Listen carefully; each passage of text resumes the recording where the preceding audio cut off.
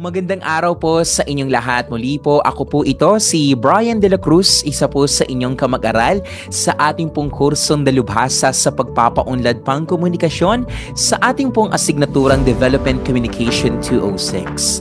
Ang aking pong iuulat ay patungkol pa rin po sa aking hanap buhay, ang magiging kawani po sa loob ng radyo. Kaya naman po sa pagkakataon na to, bago po tayo dumako sa aking presentasyon, maaari ko po ba kayong tanungin na meron pa rin po ba kayong naitatagong terrestrial radio?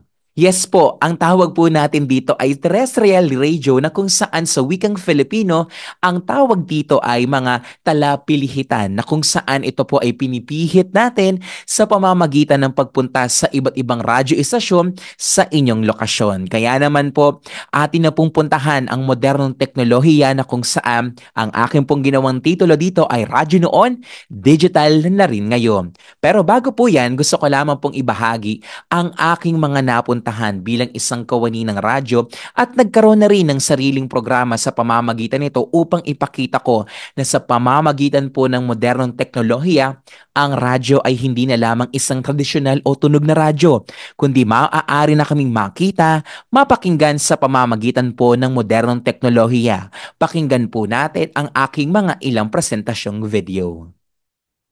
Kaya na-appreciate ko yung ibig sabihin ng Maxito. Yung una yung meaning. Paano mo ba bibigyan ng malaking kahulugan yung nangyayari sa'yo? Paano mo ba ito bibigyan ng malaking definisyon? Maaari ang definisyon mo kalungkutan, maaaring definisyon mo katuwaan, and at the same time yung appreciation o di kaya yung pagpapahalaga sa bagay na mayroon ka. Nakakatuwang isipin na hindi ko nabasa na kulang pala siya ng letter P. Diba? Pero ganun talaga tayo mga tao. Mas pinapahalagahan natin yung kulang kaysa doon sa sobra. Perfect illustration yung ginawa ni Coach. Yes. And at the same time, yung extraordinary. Siguro para sa mga kaagapay natin na paano yung extraordinary? Alam mo, kaagapay, hindi mo naman kailangan galingan palagi. Hindi mo naman kailangan ikaw yung number one para hindi ka mag-regret. Ang kailangan mo lang gawin is tanggapin yung mga bagay na mayroon ka ngayon, yung mga bagay na kontento ka, at itong mga bagay na to, dito ka matututo na muling magsimula muli. I'm always talking with Miss Bea, no? I mean, she is my my mentor and my coach kung bakit din ako nandito sa kasalukuyang meron ako. That's why, no, dito ko rin na-realize, no, na walang exemption sa salitang overthinking. Kasi yung overthinking na to, ito minsan yung dahilan natin, bakit kaya hindi ko kayang higitan yung sarili ko? 'Di ba? Kasi tayo mga tao nalulunod tayo palagi sa salitang recognition. Nalulunod tayo sa salitang ang galing mo naman. Pero pag nawala na 'yon, doon na nating iniisip, are we valid pa ba ako sa mga taong to? That's why we need to look doon sa circle of friends natin na kahit wala ka na doon sa shining moment mo, kahit wala ka na doon sa top moment mo na 'yon, they are willing to recognize kung sino ka noon at hanggang ngayon. Samantala, wikang Filipino dapat bigyang pansin sa sona ng Pangulo. Yan naman ang pag-uulat na hatid ni Brian De La Cruz. Dapat bigyang diin umano ng Pangulong Ferdinand Marcos Jr. ang issue sa paggamit ng wikang Filipino sa kanyang State of the Nation address mamayang hapon. Ito ang sinabi ni Convenor Tanggol Wika na si Jonathan Geronimo. Aniya, susi sa magandang kinabukasan ang paggamit ng wikang Filipino upang umunlad at magkaroon ng dekalidad na edukasyon sa Pilipinas. Dagdag pa ni Geronimo, huwag pagtuunan ng pansin ang pandaigdigang pagsusulit, bagkus mas bigyang prioridad ang kalidad ng edukasyon sa paggamit ng wikang Filipino. Sinabi pa ni Geronimo na mas yayaman ng bansa sa paggamit ng sarili nating wika dahil ito ay tumutukoy sa bansa at makabansang edukasyon. Yun sa tingin ko na mahalaga yung papel na ginagampanan ng wika doon sa ganung agenda ng pambansa at makabansang edukasyon, no, na susi, no, dulo kung bakit at mahalaga, no, magkaroon tayo ng dekalidad na edukasyon sa Pilipinas. And ang kalidad ng edukasyon sa Pilipinas ay nakabatay kung paano magsisilbi, tutugon sa layunin at pangangailangan ng sambayanang Pilipino. Si Jonathan Geronimo ang kinatawan ng Tanggol Wika. Para sa FEBC Network News, Brian De La Cruz, Commonwealth, Quezon City. Yan po ang mga ilang bahagi po ng aking ginagawang trabaho sa loob po ng isang himpilan o sa loob po ng isang radyo istasyon. Kaya naman po ang lahat po ng aming mga ginagawang content o ang mga ginagawa po namin na nilalaman ng isang radyo ay napupunta yan sa pamamagitan po ng digital na kung saan ginagamitan po ito ng mga ilang social media accounts. Kaya naman po atin nang balangkasin ang digital na paggawa sa radyo. Una sa lahat, kailangan natin tukuyin ano nga ba ang salitang digital at ano nga ba ang digital na radyo. Ito po ay batay sa aking ito po ay batay sa aking pananaliksik. Ang salitang digital ay mula daw sa paggamit ng isang teknolohiya o teknolohiyang elektroniko na nakabatay sa computer. Napaka-bilis itong unawain dahil nga po, ang digital po ay paggamit po ng isang computer na kung saan ito ay natransmit sa pamamagitan po ng computer at nagkakaroon po tayo ng malawak na pagbabahagi ng mensahe. Ngayon, paano ba gumamit ng isang digital radio? Una po ang paggamit ng internet. Sa pamamagitan po ng internet, makakakonekta ang isang individual sa iba't ibang himpilan. Hindi naman na po ito lingid sa ating kaalaman na sa paggamit po ng internet ay makakapunta po tayo sa mga sinusundan po nating radyo istasyon, TV at mga ilang social media accounts sa mga iniidolo po nating mamamahayag. Pangalawa, paggamit ng makabagong kasangkapang pang-online. Gamit po ang cellphone, gamit po ang iPad at gamit po ang kung ano-ano pong kasangkapang pang-online, makakakonekta po tayo at posible po tayo makapakinig ng radyo gamit lamang po ang ating mga palad. Ano po ang indikasyon nito? Ang indikasyon po nito ay hindi na po natin kailangan magbitbit ng malalaking radyo, hindi na po natin kailangan magbitbit ng malalaki pong kasangkapan upang makakuha po ng impormasyon. Dahil nga po, batay po dito ay maaari na po natin gamitin ang ating mga palad, ating pong mga cellphone upang makakuha po tayo ng dekalidad na impormasyon sa pamamagitan po ng radyo. Pangatlo ay paggamit ng website. Ang paggamit po ng website o puok sapot sa Tagalog ay maaaring mabisita ang isang himpilan sa kanilang opisyal na puok sapot. Kaya naman po, kung kayo po ay isang taong avid listener ng mga radio, makikita at matatagpuan po natin ang kanilang website sa iba't ibang himpilan. Ang pang-apat naman po dito ay pagsunod sa isang estasyon gamit ang social media. Inuulit ko po, hindi na po ito lingid sa ating kaisipan na sa pamamagitan po ng iba't ibang social media accounts o ilang plataforma, maaari na po nating makita o maaari na po nating matunghayan ang paggamit po ng radyo sa iba't ibang plataforma.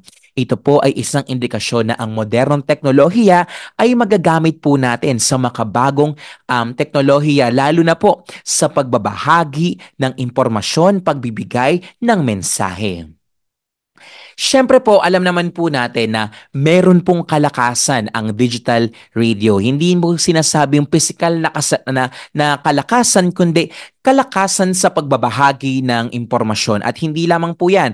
Batay po dito, sinasabi po na breakthrough o sa Tagalog ay nalampasan ng mga ordinaryong radyo ang digital radio. Dahil ito po ay isang magandang plataforma upang mas palakasin pa po ang daloy ng impormasyon at tunog kumpara po sa ating mga tradisyonal na radyo. Unang-una na po dito ay ang standard ng audio. Pag sinabi po nating standard ng audio, ito po ay kagandahan ng kalidad ng inyo pong napapakinggan sa pamamagitan po ng ilang musika, sa pamamagitan ng ilang himig at sa pamamagitan po ng mga nagsasalitang mamamahayag sa radyo sa pamamagitan ng ilang digital radio. Yes po, hindi po ito maitatanggi dahil nga po, minsan ang kadalasan pong kahinaan po ng mga ilang tradisyonal po na radyo ay ang signal. Kaya naman po, dadako tayo. Ang signal po sa wikang Filipino ay hudyat. Yes po, ito po ay free reception or free signal. Bakit po? Kasi po ang ating pong mga ilang digital radio ay napapakinggan sa pamamagitan po ng internet. Yes po, tama po kayo ng napakinggan. Internet po ang dahilan kung bakit nakakarinig po tayo ng malinaw sa iba't ibang himpilan sa Pilipinas. Pangatlo, ito po ay hindi mawawala ang pagbabahagi ng mga balita at pagbibigay ng detalyadong impormasyon. Spreading po. Ito pong mga radyo na ito o ang digital radio po ay pagbabahagi pa rin po ng impormasyon. Hindi na nga lang po sa tradisyonal na radyo, kundi sa ating mga cellphone. Paano ko po ito nasabi? Nasabi ko po ito dahil po mas maganda nga po ang tunog po ng digital radio, malinaw, naiintindihan at klaro. Siyempre po sa pagbabahagi ng balita, alam po namin na mga nagtatrabaho sa himpilan na kadalasan po hindi po natin naiintindihan kung ano po ang nalalaman sa ang nilalaman ng mga impormasyon ng radyo. Ngunit po, dahil po sa ipinapakitang galing, husay po ng mga ilang digital radio, ay napapakinggan natin ng malinaw at dekalidad ang mga ilang impormasyon na ibinabato po namin sa inyo. Sustainable. Pag sinabi po nating sustainable, ito po ay kapaki-pakinabang sa pamamagitan po ng digital radio. At lalo na po yung operating po nito dahil naman alam naman po natin na kapag once na bumili ka ng cellphone ay maaari kang mag-install ng mga ilang digital radio kung saan sa murang halaga ay magkakaroon ka ng impormasyon. Sabi nga po nila, dapat nga po ang impormasyon o mensahe ay abot kamay. Kaya naman po, ito po ang advantage o kalamangan po ng digital radio kaysa po sa mga ilang tradisyonal na radyo. Kaya naman po, dediretso po tayo sa tinatawag po natin na digital applications. Tanong ko lamang po sa inyo, nagkaroon na po ba kayo ng mga ilang interes sa pagda-download po ng mga himpilan o mga radyo na inyong sinusubaybayan? Kung hindi pa, ikikwento ko po ito ngayon sa inyo. Nakikita nyo po dito sa kaliwang bahagi po natin ang mga ilang application o mga mobile application ng mga iba't ibang himpilan. Siyempre po, ibibida ko na po ang aking himpilan na meron po kaming FEBC PH Stream app. Lahat po ng 13 himpilan po namin ay mapapakinggan nyo po dyan po sa aming application, dyan po sa inyong mobile application. Pangalawa naman po ang isang FM radio station, ang Wish 1075.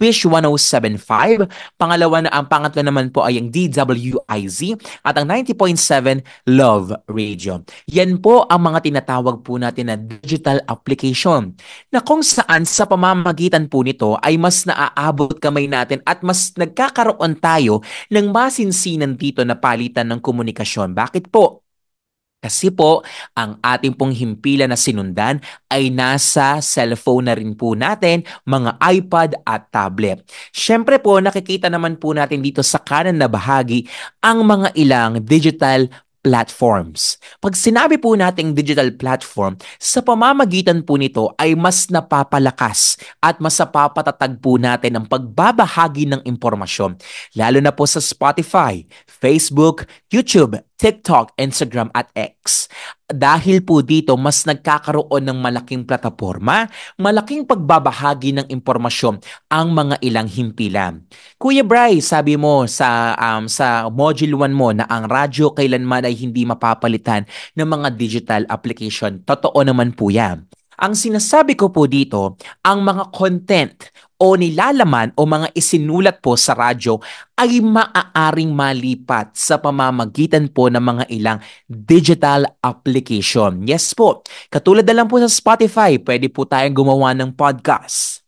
Sa YouTube, pwede rin po ang podcast. Pagdating naman po sa Facebook, ang mga karaniwang po nating naririnig sa radyo ay pwede na pong makita at masubaybayan sa Facebook. Ganon din po sa YouTube. Pagdating naman po sa TikTok, masusubaybayan pa rin po natin dahil meron pa rin po silang live. Sa Instagram naman po, masusubaybayan po natin ang mga ilang larawan at mga ilang balitaan sa X. Nagpapakita po ito ng inisyatibo o indikasyon na ang radyo ay kailanman ay hindi mamamatay dahil lamang ito sa ebolusyon sa pagpapakita ng mga ilang digital platforms. Ating pong alalahanin na ang paggamit po ng digital platforms ay meron din po itong ipinapakitang kamalian, ngunit nasa individual na lamang po ito kung paano niya ito ibabahagi sa iba't ibang personalidad. Ako naman po, ang payo ko po sa inyo ay tangkilikin pa rin po natin ang mga ilang tradisyonal na radyo dahil malayo po ang naaabot ito, tulad din po ng mga ilang digital applications. tradition po natin. Kaya naman po ako po ay nagpapasalamat. Palagi po nating tandaan na ang radyo noon, digital na rin ngayon. At ito po ang mga ilang pahinarya na aking ginamit kung gusto niyo pong makita o matunghayan pa ang mga ilang definisyon na aking mga binanggit. Muli po, ako po si Brian De La Cruz at ito po ang aking ulat patungkol po sa digital radio.